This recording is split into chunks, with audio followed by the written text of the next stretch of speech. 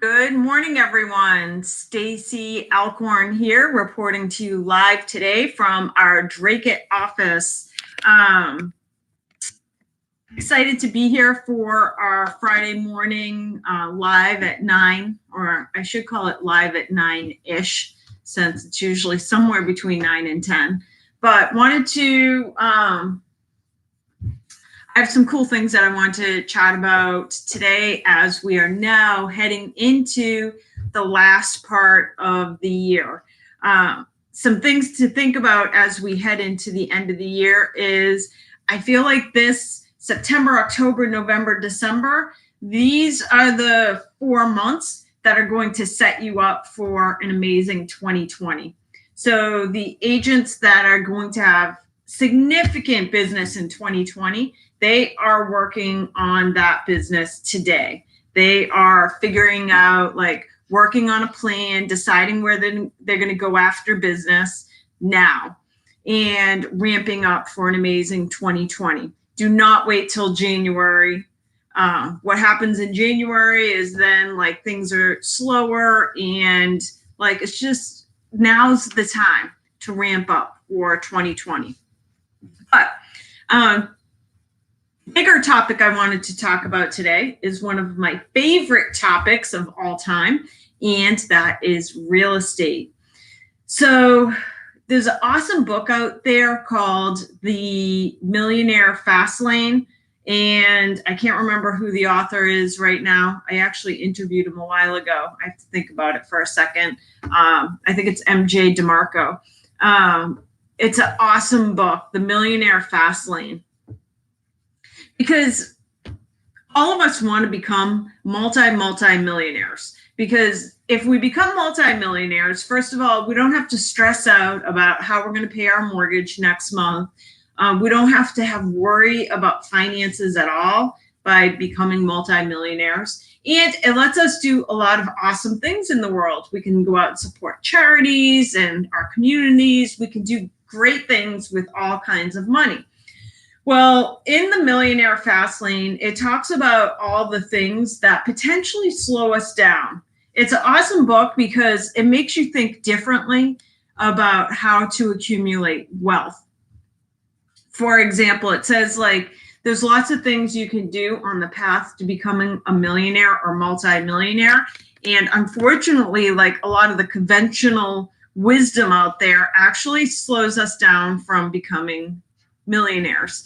So when you read this book, for example, it talks about how, unfortunately, a college education holds a lot of people back from becoming multimillionaires.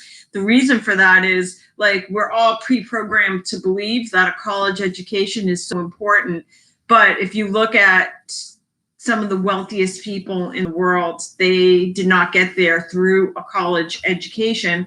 And what he talks about in the book is that a college education sets millions of people backwards because they think they need this college education in order to get a step up in life. And instead they spend 5 years, like, going to classes, not focusing on a career. So they spend 5 years on this education, and what do they have at the end? Well, now they're in line with a million other people applying for the same jobs. And not only that, they now have, like, $500,000 in student loans that they have to figure out a way to pay.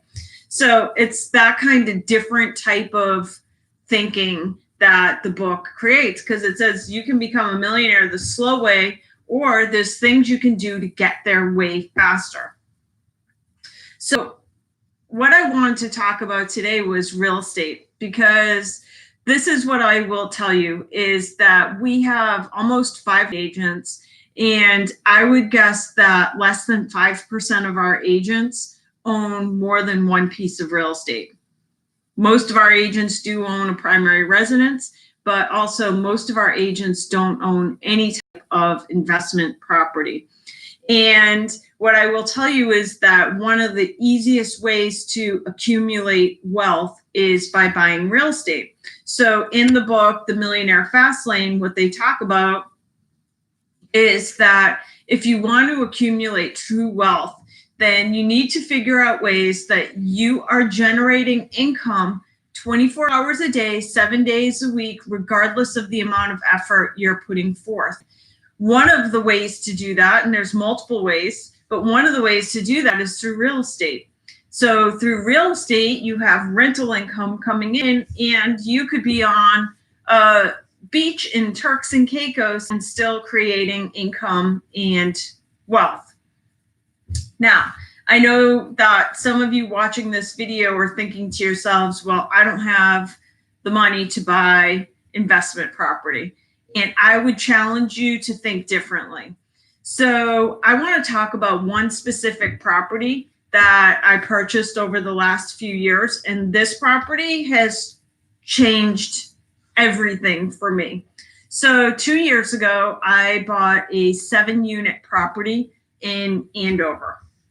It's an income generating property. The reason I want to share my story is because it demonstrates that anybody watching this video, especially our real estate agents, have a path to buying real estate. So 2 years ago, I was right at the end of, as many of you know, we were tied up in a massive legal battle with our previous franchise for several years. We had to pay over $1 million in attorney fees. We had to pay a settlement to our previous franchise. And so 2 years ago, I was not in a position to buy real estate. I did not have savings to buy real estate. I did not have any income, never mind extra income, to buy real estate. Yet I purchased a 7-unit property. And so what I will say that I did have is good credit. So one of the things that you should do as real estate agents is always do whatever you can to protect your credit. But I specifically want to talk about this 7-unit property because this 7-unit property enabled me to go on to buy many more properties. So the 7-unit property that I purchased, it was not on the market. I had actually reached out to the owner of the property because it has 2 commercial units and 5 residential units. And I wanted to lease out one of the commercial units for a real estate office. So I had called the owner, and the owner said, the reason we haven't leased out the property is because my family wants me to put it on the market. So I knew right then I was going to buy the property. How could I buy the property? I didn't have income to show to afford a multifamily property, and I didn't have savings. So how did I buy it? I knew right then, however, I was going to buy it because we talk about this in many of our coaching programs. Like, you have to have the mindset that, of course, you're going to buy it. So that's one thing that I had in my favor. The rest of the stuff didn't matter. I had in my mind I was going to buy this property one way or another. So how do you buy a property? Because for anybody that watches this video, I want to challenge you to go buy a property in the next 6 months to 12 months, preferably a multifamily 4+ units. So I negotiated with the owner. I said, I will buy the property. Since you're looking to buy since your family wants you to sell the property, I'm going to buy the property. So I told the owner, I'm going to buy the property. So she put me into contact with her family members, and we negotiated the deal so that I could buy the property 60 days later. Now, how did I do it? Number one, we're real estate agents, so we can negotiate in any commission we want as long as it appraises. So first I had to get the number that the seller was looking to get. And I knew it was definitely going to appraise for at least that and probably more. They just wanted to get rid of the property. So I said, I will buy it. And I tacked on top of that a commission. So I tacked on a 10% commission on top of what the seller of the property was looking to sell the property for. I then went to a hard money lender. There are tons and tons and tons of hard money lenders. As you're out there looking to buy your first property, if you can't go conventionally, because this is what I think. I think many buyers, even our own real estate agents, have a mentality that they can't buy like a 10 unit or 20 unit or even a 3-unit property because they don't have a 30% down payment. You only need like a 25 or 30% down payment if you're going for conventional financing. You don't have to go for conventional financing. There's a million other ways to make the deal work. So on this particular property, I negotiated a 10% commission. I just added it on top of what the seller wanted to get for the property. I knew it was going to appraise. In fact, even after adding the 10%, I knew I had a great deal. I knew it was still the number, it was going to appraise for way more than even that amount. I did ask the seller if they'd be willing to finance it, because one of the people that you should always talk to about potentially financing the unit is the owner of the property. There are tax reasons why an owner might be willing to finance the property on your behalf. Of course, you have to do a little due diligence. Does the owner have a mortgage? If they have a mortgage of their own, they probably can't mortgage this property for you. Anyways, I asked the owner if they'd be willing to finance it. They could not finance it for me because the money was going to get distributed to several family members. Not a problem. So I called the local hard money lenders that I know. These are private individuals who make livings just on lending money to people who want to buy real estate. So I want to talk about the dynamics of the deal, only to show you that you don't need a ton of money in order to make money in real estate. So I purchased the property. It was $850,000 after I had tacked on the commission on top. So $850,000 for a 7-unit property in Andover. I then went to the hard money lender. The hard money lender required 10% down. So I have a 10% commission worked in, and I have a 10% down payment. Yes, I had to come up with some money to put as a deposit, like an earnest money retainer, and I needed some money for closing costs. So I did need to do like a minimal investment to buy the property, but I could have even worked in the closing costs if I had wanted to into the pricing in the property. So don't let that piece hold you back. But typically you're going to need some sort of earnest money just to hold the property. So I got the hard money lender. It was a 10% down payment and a high interest rate. So this is how the dynamics of that particular property worked. My mortgage payment on an $850,000 property at a very high interest rate with 10% down. So the dynamics were that it was 10% down, but I applied my 10% commission towards the down payment at the time of closing. So I needed hardly any money other than some closing costs at the time of closing. My mortgage payment on that property was around $9,300 with taxes and insurance. And my rents coming in were around 10 grand a month. So I held on to that property for about a year as my financial situation continued to improve, and I was able to show some income and a history of owning the property. Not only that, the property appraised for significantly more. So 1 year after owning the property, I went or it was more like 18 months after owning the property. So for 18 months, I was basically collecting 10 grand a month and paying just about all of it out to the mortgage company. 18 months later, now the property's appraising for well over $1 million. So I bought this property with no investment, basically no money, and now the property is appraising for over $1 million. My financial situation improves slightly, so now I could go for regular financing. So I refinanced that property about 6 months ago. And now that property has a cash flow of around 5 or 6 grand per month. So think about that, 5 or 6 grand a month in income. Even if I lose a tenant, I can refill it. By the way, I've only lost one tenant since I've owned the property, and I immediately filled that vacancy. So now I have $5,000 or $6,000 a month in income coming in from that property, and I've used that income. So now I have that income to go buy additional properties. I can't stress enough. I don't care where you are in your real estate business.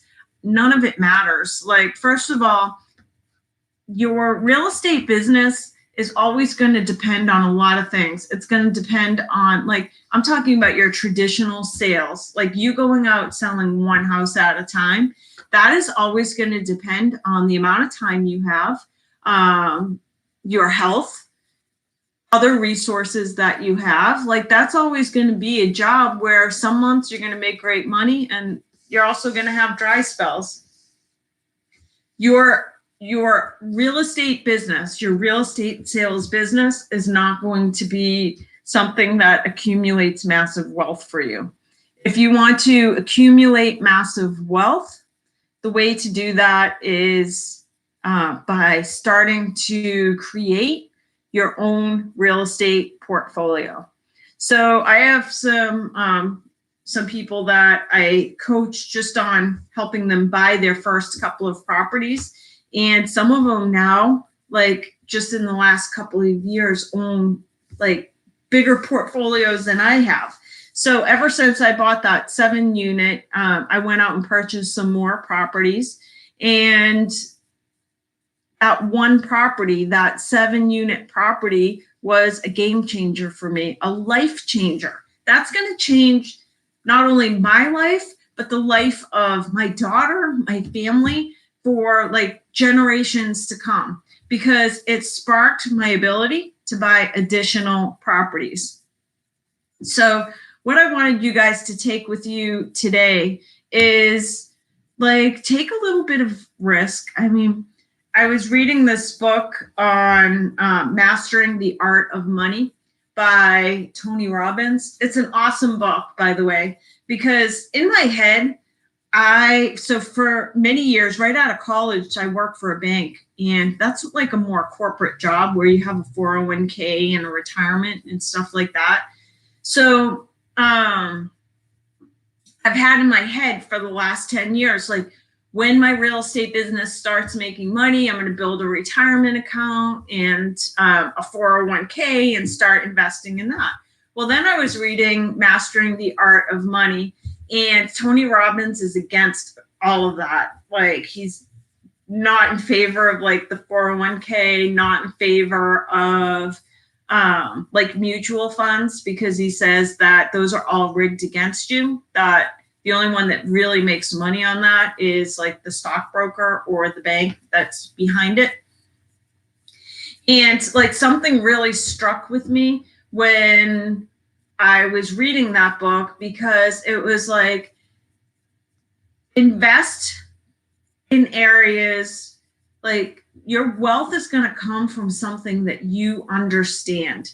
And what struck for me is, I was like, all right, rather than going and like investing in 401k and mutual funds and stocks, which is all super foreign to me, what's not foreign to me is real estate. I've been in real estate for 10 years. So what is absolutely not foreign to me at all is real estate deals. And what I want you guys to take away from this is, like, I want to create a company culture where we have 500 agents with massive real estate portfolios. Because what I want for you guys is the same thing I want for myself. I want us to like be able to do real estate deals because it's an enjoyment for us and we like to do it. But I want to have enough wealth that my family, nobody in my family will ever have to worry about income or paying bills or retirement or what happens if somebody gets sick. Like, I don't want to worry about that, but I don't want you guys to worry about that either. And as long as you're running a traditional real estate business, this is what I want you to think about. Because when I talk to real estate agents about investing in their first piece of real estate or their first multifamily, what they say is like, oh, it's too risky. And what I think is way more risky is that what's more risky is how you're handling your life right now. Like if you become sick for whatever reason and you can't work for 6 months, what's your plan?